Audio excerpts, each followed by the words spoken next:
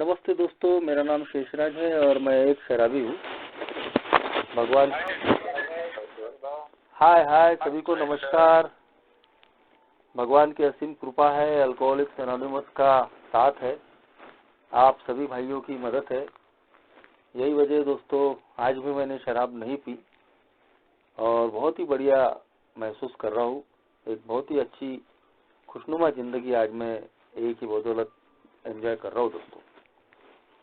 सबसे पहले तो ये नॉर्थ बंगाल फेलोशिप का मैं बहुत बहुत आभारी हूँ, जिन्होंने मुझे आज अपने अनुभव बांटने का मौका दिया। पहली बार मैं इस फेलोशिप से जुड़ रहा हूँ और बहुत ही अच्छा लग रहा है।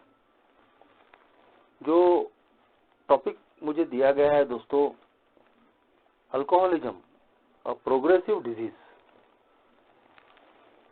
आज मैं मानता हूँ दोस्तों कि अल्कोहलिज्म नाम की बीमारी के जो अनगिनत पहलू अल्कोहलिक्स एनोनिमस की मीटिंग में आने के बाद में मुझे सुनने को मिले थे, उसमें से ये जो महत्वपूर्ण पहलू था, इसी की बदौलत दोस्तों मैं यहाँ रुक गया और यहाँ रुकने की वजह से ही दोस्तों आज मैं जिंदा हूँ, शराब से मैं दूर हूँ और एक अच्छी जिंदगी में जी रहा हूँ जिसकी मैंने कभी कल्पना नहीं की थी। 15 साल मैंने शराब पी और लगभग हर तरीके की, हर प्रकार की बर्बादियां, अस्त व्यस्तताएं झेल कर मैं ये में आया था।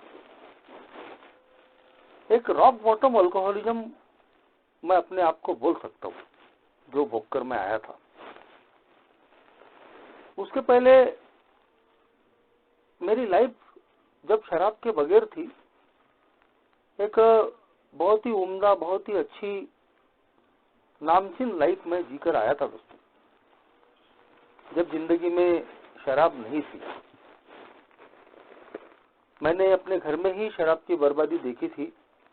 मेरे पिताजी शराबी थे, उनकी नौकरी चली गई थी, वो बीमार रहा करते थे। कैसे एक शराबी की बर्बादी होती है, कैसे उसके परिवार को सारी चीजें सहन करनी पड़ती है, वो सब दोस्तों मैंने खुद भोगा था। बाहर की दुनिया में भी मैंने अनगिनत लोगों को शराब पी के मरते हुए, बर्बाद होते हुए मैंने देखा था। घर का वातावरण चाहे कैसे भी हो, लेकिन मेरी पढ़ाई शुरू थी, बड़ी ही तकलीफों में कैसे कैसे पढ़ाई चल रही थी, लेकिन मैं अच्छी संगत में था, अच्छे विचारों में था। तो बहुत ही कम उम्र में मैंने अपना अच्छा नाम कमाया था, लोग मुझे काफी सम्मान करते थे। सोशल इन्वॉल्वमेंट मेरा काफी अच्छा था, सामाजिक, धार्मिक, सांस्कृतिक और अलग अलग क्षेत्रों में मेरा काफी अच्छा सहयोग था। कॉलेज में जाने तक मैंने कभी शराब नहीं पी थी दोस्तों, लेकिन कॉलेज में जाने के बाद में पहली बार मेरी जिंदगी में शराब आई। एक दोस्त के यहाँ प्रोग्राम था और 4 दोस्तों ने मिलकर पहली बार दोस्तों पहली बार कॉलेज में जाने के बाद में एक दोस्त के यहाँ प्रोग्राम था, तो 4 लोगों ने मिलकर थोड़ी थोड़ी शराब पी थी। और वो पहली बार जो मैंने शराब पी थी, तो बिल्कुल कुछ भी मुझे उसका परिणाम नहीं हुआ। तो दूसरे तीसरे दिन अचानक ही मेरे मन में ख्याल आया कि यार, अपन ने जो थोड़ी सी शराब पिए थे उससे अपना तो कुछ हुआ नहीं। ये जो बाकी के लोग जो शराब पीते हैं, कहीं तो भी इनको पीने का तरीका नहीं है। यदि अगर हमने थोड़ी बहुत शराब पी, कभी कभार पी, किसी खास मौकों पर ही हमने शराब का सेवन किया, तो उससे कोई नुकसान नहीं होता। क्योंकि मैंने दोनों तरीके के लोगों को देखा था कि जो थोड़ी बहुत शराब पीते हैं, मजा करते हैं।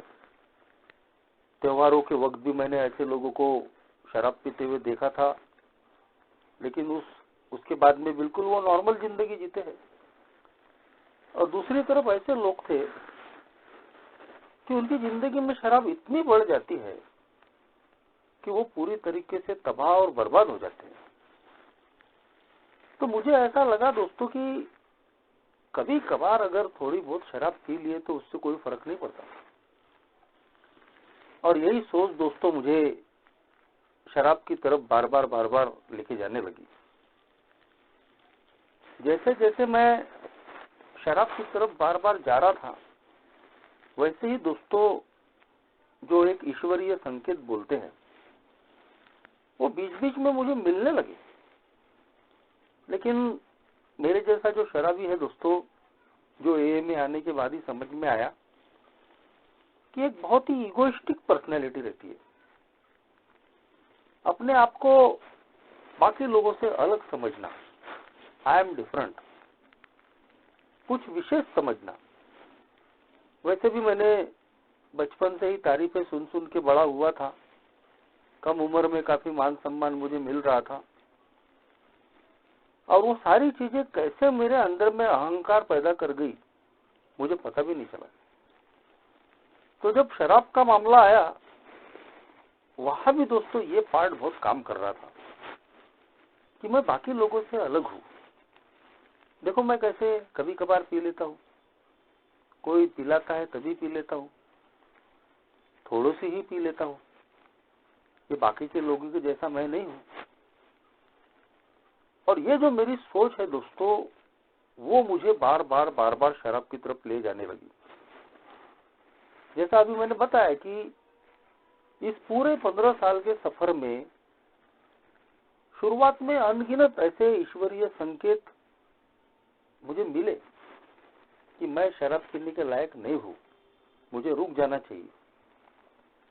लेकिन दोस्तों जैसा मैंने बताया कि एक मेरे जैसा शराबी अंदर से उसके अंदर कूट कूट के घमंड भरा होता है, और वो इतनी आसानी से हार नहीं मानता। अपने हाथों से कुछ गलतियां हो भी गई तो सेल्फ जस्टिफिकेशन का बहुत बड़ा हथियार उसके पास होता है, और उसका वो भरपूर उपयोग करता है। तो जब मैंने पहली बार शराब पी थी, उसके कुछ ही दिनों के बाद में होली का त्योहार आया, और जिनके साथ में मैंने पहली बार शराब पी थी उन्हीं दोस्तों ने बोले कि आ जाना, बोले होली का त्योहार है, बढ़िया एंजॉय करेंगे। और मैंने होली के त्योहार में लोगों को पी के झूमते हुए एंजॉय करते हुए देखा था। ऐसे भी लोग देखे थे कि जो कभी पीते नहीं है या कभी कभार पीते हैं, लेकिन होली के वक्त उनको भी पीते हुए मैंने देखा था। तो वही यादें जो थी मेरे मन में, वही यादों को लेके मैं उस होली के त्योहार में उन लोगों के साथ में गया, मेरे दोस्तों के साथ। और उस जिंदगी की पहली होली ने मुझे एक सबसे बड़ा सबक दे दिया कि अगर मैं चाहूं तो यहाँ रुक सकता हूं। उस होली के दिन दोस्तों, धूलिवंदन के दिन, मैंने न जाने कितने प्रकार की शराब पी और कितनी शराब पी। जब मेरी नशा फटी, मेरी आंखें खोली, तो मैंने देखा कि मैं अनजान व्यक्ति की घर की खटिया पे पड़ा हूं। मेरे आसपास लोग खड़े हैं, मेरे दोस्त बाकी के लोगों को समझा रहे हैं, अरे नहीं बोले, हमेशा नहीं पीता, कभी कभार वाला है, बोले थोड़ी ज्यादा हो गई। बोले आज तक मुझे याद नहीं है कि मैंने कितनी शराब पी, कितने प्रकार की शराब पी, कितने बजे थे, कितने घंटे तक मैं बेहोश पड़े रहा। वो दोस्तों मेरे लिए एक अलर्टिंग पॉइंट था। लेकिन जैसा कि दोस्तों एक शराबी बराबर अपनी गलतियों का समर्थन करता है, एक डिनायल पार्ट उसकी जिंदगी में काम करते रहता है। कुछ ही दिनों में मैं नॉर्मल हो गया, और मेरी वो जो सोच है अहंकार भरी, वो फिर जाग गई। अरे हो जाता है, वो अपन ने थोड़ा आखिरी का पैक लिया ना, उसकी वजह से हुआ होगा, अब इसके बाद में ज्यादा नहीं पीते जाएंगे, थोड़ी बहुत लेते जाएंगे। वही सोच दोस्तों फिर दोबारा मुझे शराब की तरफ लेके गई। मेरी शराब धीरे धीरे दोस्तों बढ़ते जा रही है, मुझे पता भी नहीं चला। एक दोस्त के साथ में उसके चाय और पान के ठेले पे बैठ के मुझे शराब पीने की आदत लग गई उसके साथ शेयर करते हुए। आज वो दोस्त भी मेरा इस दुनिया में नहीं है, लेकिन उसकी बोली हुई बात भी दोस्तों आज मुझे याद है कि जब हम दोनों एक निप में आधा आधा मिलाकर पीते थे, मेरे उस दोस्त को फिर एक बार शराब पीने की आदत थी दुकान बंद करने के बाद। तो मैं भी उसके साथ में वो दूसरा पैक ट्राई करता था, लेकिन जैसे ही मैं दूसरा पैक लेता था मैं उल्टी कर देता था। तो उस दोस्त ने भी मुझे बोला था, यार बोले तुझे भाती नहीं है, बोले तू एक काम करना, बोले तू एक ही पैक पीते जा बोले। लेकिन वहां फिर मेरा घमंड आड़े आ गया, अरे ऐसे कैसे, ये मेरा दोस्त अगर दूसरा पैक पचा सकता है, बाकी के लोग भी अगर शराब पी सकते हैं, तो मैं क्यों नहीं पचा सकता, मैं क्यों नहीं दूसरा पैक ले सकता। और दोस्तों कई बार वोमिटिंग करने के बाद, कई बार कोशिशें करने के बाद आखिरकार मैंने उस दूसरे पैक को भी पचाना शुरू किया। और मुझे लगता है कि वहां से मेरे अल्कोहलिक बनने का सफर शुरू हो गया। धीरे धीरे दोस्तों शराब कैसे बढ़ते चले गई पता ही नहीं चला। एक पैक पीने वाला, शाम को पीने वाला, कभी कभार पीने वाला, किसी न किसी के साथ पीने वाला, धीरे धीरे परिस्थितियां बदलने लग गई। एक पैक से 2 पैक, 2 पैक से 3 पैक, अकेले पीना शुरू हो गया। जिस दिन शराब नहीं मिलती थी उस दिन बिल्कुल अजीब सा लगता था, ऐसा कुछ तो भी खालीपन महसूस करने लग गया था। रात को नींद नहीं आने लगी, खाना बराबर नहीं होने लगा। और जिस दिन कोई साथ में पीने वाला नहीं मिला या पिलाने वाला नहीं मिला, तो उस वक्त ऐसी क्रेविंग होती थी कि मैं अकेले भी जाकर शराब पीना मैंने शुरू कर दिया था। और सीधी बात है दोस्तों कि ये मेरे शराब का आदी बनने की निशानी थी। मैं उसको समझ नहीं पा रहा था। मुझे वो दुनिया बड़ी अच्छी लग रही थी, कहीं तो भी घर में समस्याएं थी, तनाव का माहौल था, बहुत सारी फ्रस्ट्रेशन जिंदगी में थी, अर्निंग लर्निंग कर रहा था, पढ़ाई मेरी शुरू ही थी। तो हो सकता है कि इन तनावों से दूर रहने के लिए भी शराब मेरी एक गरज बन चुकी थी। एक लव अफेयर में कहीं तो भी मुझे असफलता मिली थी। तो ये सारी चीजें मिलकर दोस्तों इन चीजों ने मेरी शराब को बढ़ाने का काम कर दिया। ए में आने के बाद ही पता चला दोस्तों कि मेरे जैसा जो अल्कोहलिक होता है वो भावनात्मक रूप से बीमार भी होता है, यानी भावनात्मक रूप से कमजोर ही नहीं, भावनात्मक रूप से इमोशनली सिक। आज मैं इस बात को महसूस करता हूँ दोस्तों कि मैं अपनी जिंदगी में जो परिस्थितियां थी, जो इमोशनल टर्मोइल्स थे, भावनात्मक जो उथल पुथल उतार चढ़ाव थे, उनको मैं मैनेज करने के लायक नहीं था। और इसीलिए दोस्तों मेरे पास में शराब मेरा एक सहारा, एक बहाना बन चुकी थी। लेकिन इन्हीं सारी चीजों ने धीरे धीरे धीरे धीरे मेरी जिंदगी में शराब को बढ़ाना शुरू कर दिया। और जैसे जैसे जिंदगी में शराब बढ़ते चली गई, वैसे वैसे मेरी जिंदगी में दोस्तों बर्बादियों का भी अंबार लगना शुरू हो गया। जब लोगों को पता चलने लगा, खास तौर पे मेरे साथ में पढ़ने वाले जो दोस्त थे, वो मुझे समझाते थे, अरे यार बोले तेरी क्या रेपुटेशन है और क्या तू कर रहा है, बोले तेरी शराब बढ़ रही है, बोले इसको अभी तू कहीं तो भी रोक दे। फिर धीरे धीरे मैं ब्लैकआउट में जाने लगा। पीते पीते इतनी शराब हो जाती थी कि मुझे होश ही नहीं रहता था कि क्या हो रहा है क्या नहीं। लोग मुझे घर में लाकर छोड़ने लगे। कई बार दोस्तों मैं इतनी ज्यादा शराब पीने की वजह से गिरने पड़ने लगा।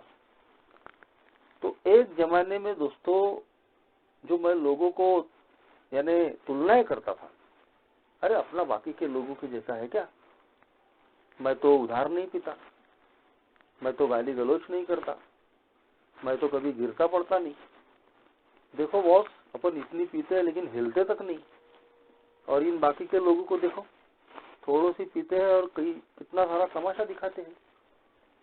लेकिन ये जो जो चीजें दोस्तों मैंने और लोगों के बारे में बोली थी, तुलना की थी, धीरे धीरे धीरे धीरे वो सारी चीजें दोस्तों मेरे साथ में होने लगी।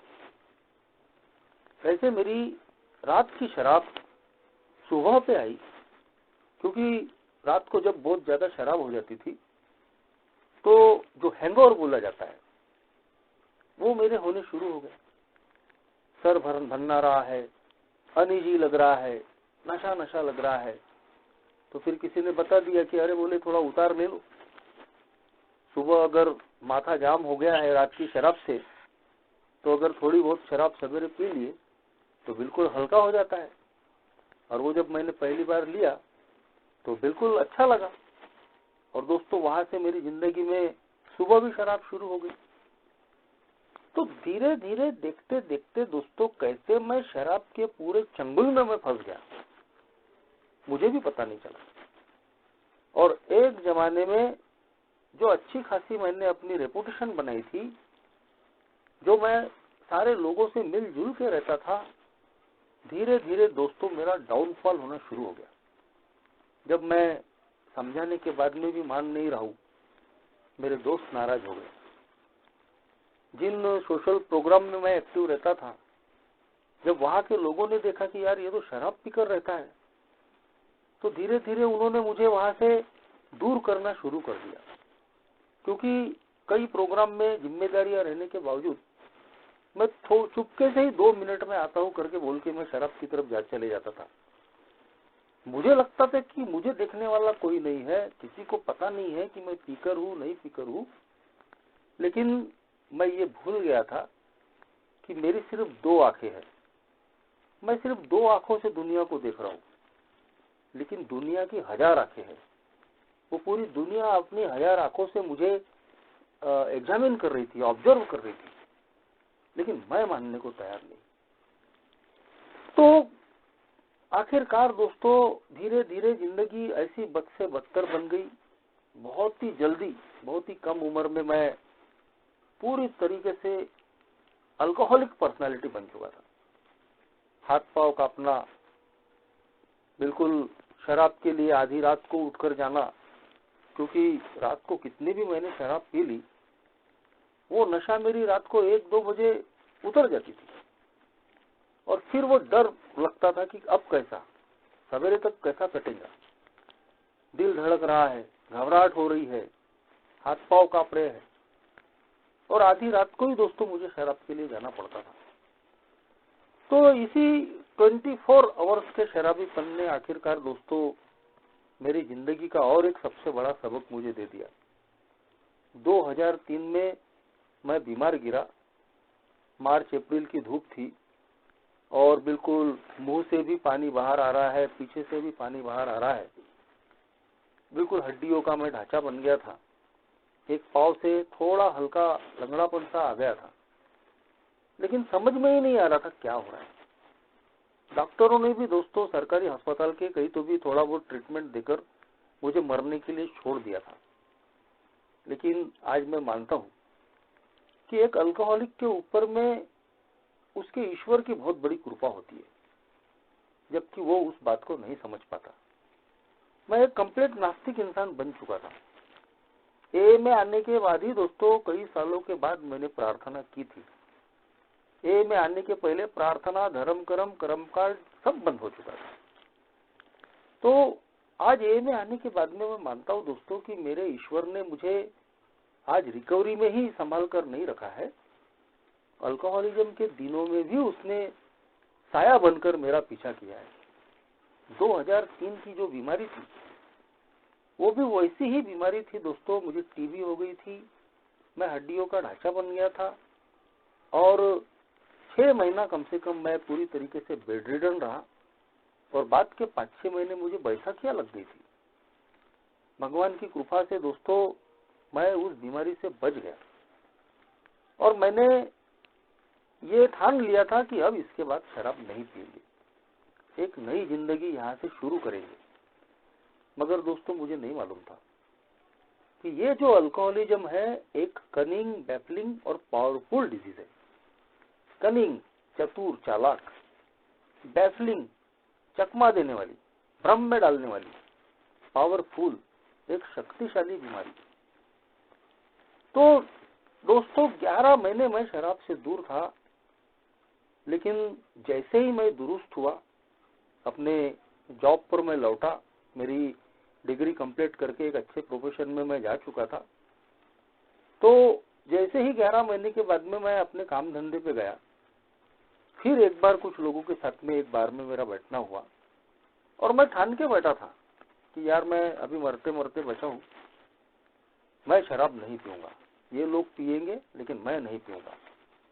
लेकिन मुझे नहीं मालूम था दोस्तों कि शराब कितनी खतरनाक बीमारी है। मैं उसके सामने में बिल्कुल पावरलेस हूं, मेरा वश नहीं चलता उसके सामने में, और शराब से बचना इतनी शक्ति मेरे अंदर में नहीं है। मेरा उनके साथ में बैठना ही कहीं तो भी गलत हो गया। और जब दोस्तों ना ना कहते कहते उन्होंने मेरे लिए ग्लास बनाने शुरू किए, बहुत ही कम मात्रा में मेरे ग्लास में शराब डाली गई और मुझे बोला गया कि अरे ले ले, कुछ नहीं होता, थोड़ी सी है। और उसके पहले, बीमारी के पहले, कम से कम एक बम्पर का कोटा मेरा हो चुका था दोस्तों। तो मुझे लगा कि क्या हुआ, थोड़ी सी है, पी लेते हैं, इसके बाद में नहीं पियेंगे, कभी कभार पीते जाएंगे। मैं अल्कोहलिक एनोनिमस में नहीं था, अल्कोहलिज्म नाम की बीमारी मैंने नहीं सुनी थी। और दोस्तों उसने मुझे भ्रम में डाल दिया। 11 महीने के बाद में फिर दोबारा जो मैंने अपनी जिंदगी में वो पहला ग्लास उठाया, पहला घूंट लिया, मेरी बर्बादी का सफर और शुरू हो गया दोस्तों। जो बोलते हैं कि हर बार बर्बादी का जो स्तर है वो पहले से ज्यादा और बढ़ जाता है, मेरे भी साथ में वही हुआ। 2003 की बीमारी से बचने के बाद जब मैं फिर दोबारा शराब को छुआ, उसके बाद तो दोस्तों मेरे हाल इतने बेहाल हो गए कि जिसकी हद नहीं। एक अच्छा मान सम्मान पाने वाला, लोगों के इर्द गिर्द रहने वाला इंसान, आखिरकार मेरा सोशल बायकॉट कर दिया गया। दोस्त, रिश्तेदार, पड़ोसी, एरिया के लोग, सबने मुझे बिल्कुल अलग थलग कर दिया। सवेरे शाम 24 घंटे दारू के अड्डे पे पड़े रहना, घर के हाल खराब, लेकिन घर पे मेरा कोई ध्यान नहीं। घर में माँ बाप ही थे, मेरी शादी होने की थी। अल्कोहलिक्स एनोनिमस में आने के बाद मेरी शादी हुई। मेरे बीवी बच्चों ने मेरा अल्कोहलिज्म नहीं झेला, ये भगवान की बड़ी कृपा है। लेकिन मेरे अल्कोहलिज्म से सबसे ज्यादा जो पीड़ित थे मेरे माँ बाप थे। क्या उन्होंने यातनाएं, क्या उन्होंने वो दिन निकाले होंगे। आज मैं सब उनको याद करता हूँ तो दोस्तों कहीं तो भी आज भी रूह कांपती है। तो जब मैं मरते मरते बचने के बाद में भी फिर दोबारा मेरी जब जिंदगी में शराब आई, तो दोस्तों आखिरकार मेरे घर के लोगों ने भी उम्मीद छोड़ दी थी। मेरे बड़े पिताजी के जो लड़के हैं वो भी ए में है, और कई सालों के बाद में उन्होंने बताया कि जब तूने दोबारा शराब पीना शुरू की और हमने तेरे पिताजी को समझाने की कोशिश की कि उसके तरफ ध्यान दो, मर जाएगा, तो मेरे पिताजी ने साफ बोल दिया था कि अब ये मर भी गया तो हमको कुछ करना नहीं। एक शराबी के लिए ये कैसा दिन आ जाता है कि उसको पैदा करने वाले माँ बाप भी दोस्तों उसके मरने की कामना करते हैं। ये बर्बादी का स्तर।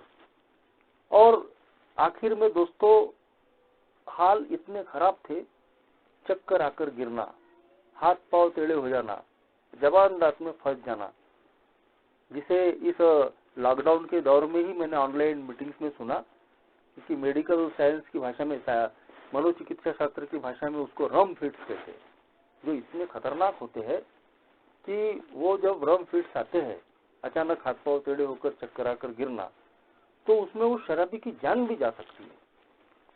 तो किस धरातल पे इस अल्कोहलिज्म नाम की बीमारी ने मुझे लाकर रख दिया था। आर्थिक, सामाजिक, पारिवारिक, मानसिक, शारीरिक, आध्यात्मिक, जिंदगी का ऐसा कोई फ्रंट नहीं बचा था दोस्तों कि जो मैं बोल सकता हूँ कि वो मेरा ठीक था। मगर ईश्वर की बड़ी कृपा हुई दोस्तों।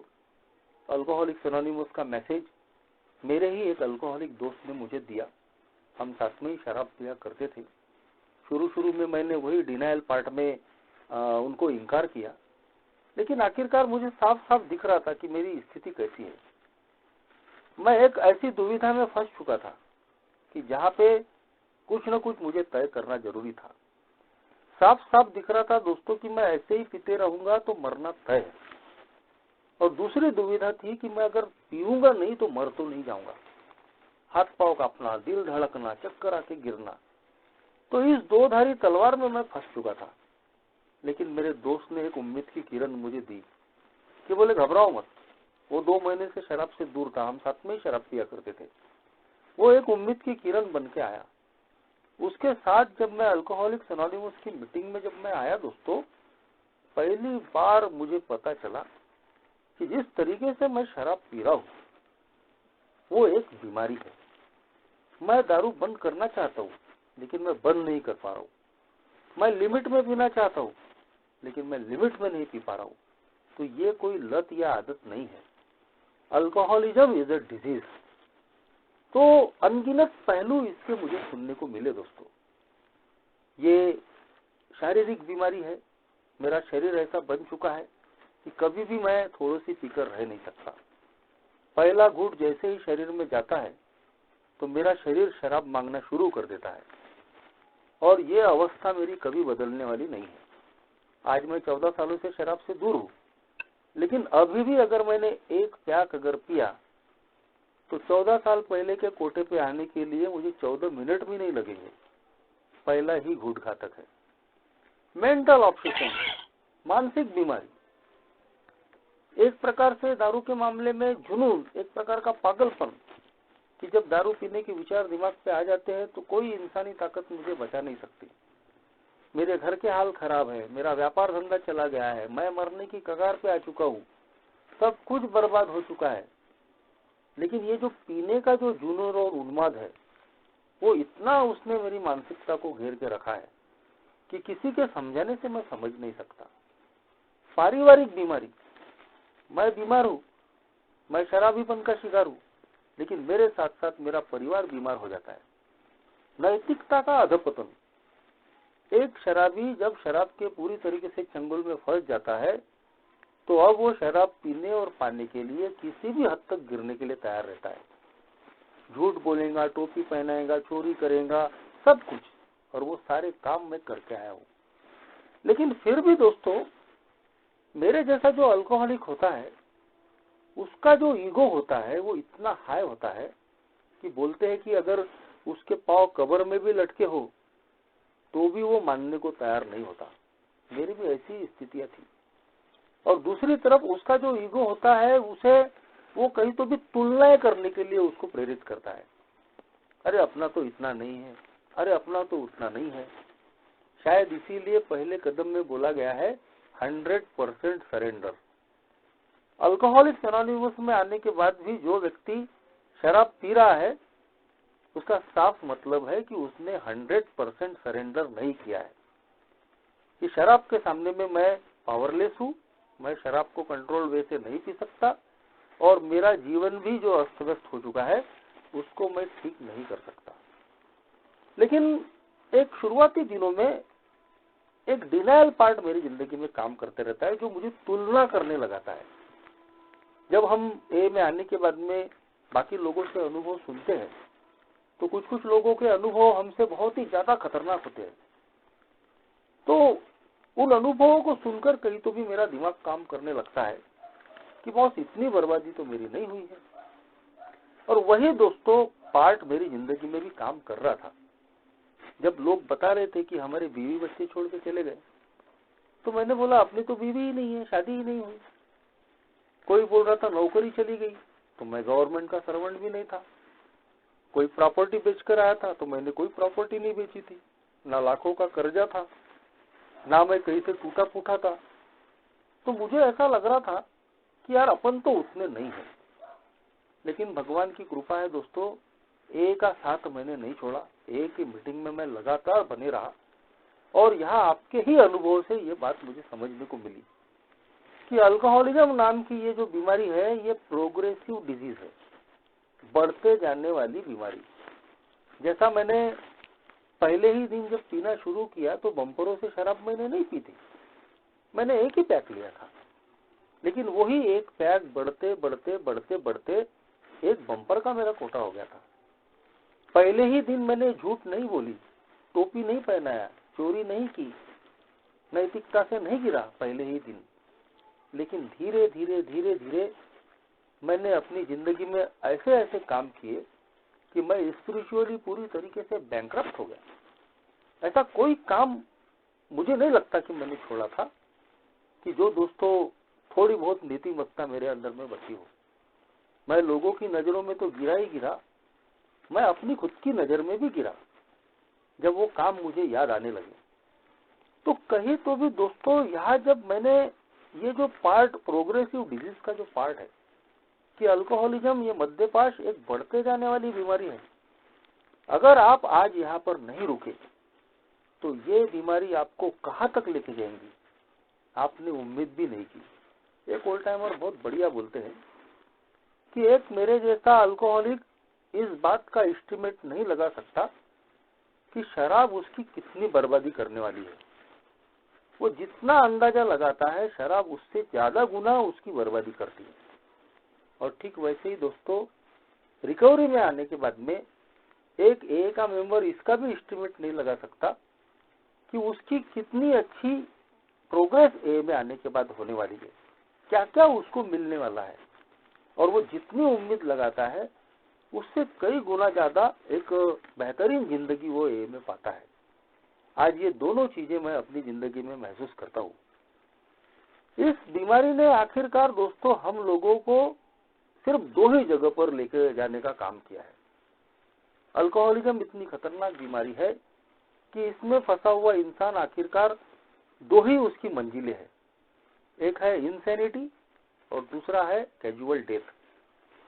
इंसैनिटी पागलपन का मतलब ये नहीं है दोस्तों कि जो पत्थर मारता है वही पागल है। बड़ी खूबसूरत तरीके से स्टेप नंबर जो 2 है उसके बारे में हमको बताया गया कि इंसैनिटी यानी जब हमारा दिमाग काम करना बंद कर देता है, हमारी जिंदगी में क्या सही है क्या गलत है इसकी सदसद विवेक बुद्धि हम खो देते हैं, एक ही चीज को बार बार, एक ही गलती को बार बार दोहराते रहते हैं, तो कहीं तो भी ये हमारा इंसैनिटी है, हमारा एक प्रकार का पागलपन है कि हमारी जिंदगी में क्या सही क्या बुरा हम उसको कहीं तो भी समझ नहीं पा रहे हैं। शराब के मामले में वही तो चीज थी। शराब मुझे पूरी तरीके से बर्बाद कर रही है, मौत के घाट उतार रही है, बार बार मैं वही गलतियां कर रहा हूँ। तो कहीं तो भी आज मुझे, और उसके अलावा भी अपने अल्कोहलिज्म के दौरान अनगिनत जो हथकंडे मैंने किए थे, अनगिनत हथकंडे मेरे हाथों से जो हुए थे, उनको जब मैं याद करता हूँ तो ये बोलने में मुझे कोई दिक्कत नहीं है दोस्तों कि मैं पागल व्यक्ति था। मेरे वो सारे जो अनुभव है वो आज मुझे याद आते हैं तो मैं इसको मानने में कोई गुरेज नहीं करता कि मैं मेंटली भी सिक हो चुका था। और कैजुअल डेथ यानी अकाली मौत, समय से पहले मरना। एक नॉर्मल इंसान अगर दोस्तों एवरेज लाइफ 60 साल जी सकता है तो मेरे जैसा जो अल्कोहलिक है वो 30-40 में ही उसका बंदोबस्त हो जाता है। मुझे खुद लोगों ने डिक्लेयर कर दिया था कि ये बंदा 30 साल के ऊपर नहीं जिएगा। आज देखो दोस्तों भगवान की कृपा है कि आने वाली 6 तारीख को मैं 48 ईयर्स का हो जाऊंगा। मैंने उम्मीद भी नहीं किया था दोस्तों कि मैं इतनी लंबी लाइफ जी सकता हूँ। अगर मैं ए में आने के बाद में यहाँ नहीं रुका होता तो आज दोस्तों मैं जिंदा ही नहीं होता। कुछ महीने अगर मैंने लेट किए होते तो आज मैं ये एक जो नई खुशनुमा जिंदगी आज जो मुझे मिली है वो मैं उसको नहीं पाता। तो इस बीमारी का ये जो पार्ट था कि ये एक प्रोग्रेसिव डिजीज है। यदि आपको ऐसा लग रहा है कि आपकी जिंदगी में बाकी के लोगों के जैसी बर्बादियां आज नहीं हुई है, लेकिन यदि हम ऐसे ही पीते रहेंगे तो वो सारी चीजें आज नहीं कल आपकी जिंदगी में होने वाली है। इन 14 सालों में मैं लगातार ए में जुड़े रहा, लगातार मुझे ए में सेवा करने का मौका। हेलो हेलो, बोलिए, आवाज आ रही है आपकी? हेलो। तो मैं लगातार दोस्तों ए में जुड़े रहा, लगातार ए में जुड़े रहा। अनगिनत लोगों के साथ में काम करने का मुझे मौका मिला, अनगिनत लोगों को मैंने खोया हूँ दोस्तों। एक मेरे लंगोटिया यार थे, बचपन से ही हम साथ में ही पढ़ते थे। ए में आने के बाद में मैंने उनको ए का मैसेज दिया 3 साल दोस्तों उन्होंने ए में जाना आना किए और आखिरकार दोस्तों शहर के तालाब में उन्होंने सुसाइड कर लिया। ऐसे अनगिनत लोगों को मैंने ए में आने के बाद में, जो इस डिनायल में रहे कि नहीं नहीं उनका तो ऐसा नहीं है, उनका तो ऐसा नहीं है, और वो तुलना करते रहे कि हमारी इतनी बर्बादी नहीं हुई, हमारी उतनी बर्बादी नहीं हुई। शराब जारी रही और उनकी जिंदगी में दोस्तों और ज्यादा से ज्यादा बर्बादियां हुई। मैंने यहाँ आने के बाद में पूरी ईमानदारी के साथ, विनम्रता से मैंने अल्कोहलिज्म नाम की बीमारी को कबूल किया। जितनी मेरी बर्बादी हुई है उतनी उसको मैंने कबूल किया। आज उसका दोस्तों फायदा उठा रहा हूँ। 14 सालों से न सिर्फ मैं जिंदा हूँ, बल्कि दोस्तों मैं शराब से दूर हूँ। आज ए में आने के बाद में मेरी शादी हुई। मैं तो कुंवारा कहीं तो भी मैं मरने वाला था। आज 2 बच्चे हैं, मेरा काम धंधा ठीक है। आज एक सोशल बॉयकॉट झेलने वाला इंसान, फिर लोगों ने मुझे अपनाया। एक खुशनुमा जिंदगी जिसकी मैंने कभी कल्पना नहीं की थी, वो इस अल्कोहलिक्स एनोनिमस के प्रोग्राम पे आने के बाद, और इस बीमारी का ये जो महत्वपूर्ण पार्ट है, प्रोग्रेसिव डिजीज, कि ये बढ़ते जाने वाली बीमारी है, इसको मैंने स्वीकार करके यहीं पर मैं रुक गया, जिसकी वजह से दोस्तों मेरी जान भी बची और मेरी जिंदगी में जो होने वाली और जो बर्बादियां थी, कहीं तो भी वो होने से भी मैंने अपने आप को बचा ली। आज ईश्वर की कृपा से और आप लोगों की सोहबत से एक बहुत ही बढ़िया हैप्पी लाइफ में जी रहा हूँ। हमेशा इस बात को मैं अपने आप को याद दिलाता हूँ कि once an alcoholic always an alcoholic. मैं कल भी अल्कोहलिक था, आज भी अल्कोहलिक हूँ और मरते दम तक अल्कोहलिक रहने वाला हूँ। ए के अलावा मुझे कोई चारा नहीं है। ये बात जब तक मैं याद रखता हूँ तब तक ही दोस्तों मैं अपने आप को सोबर रख सकता हूँ और एक अच्छी जिंदगी जी सकता हूँ। Thank you.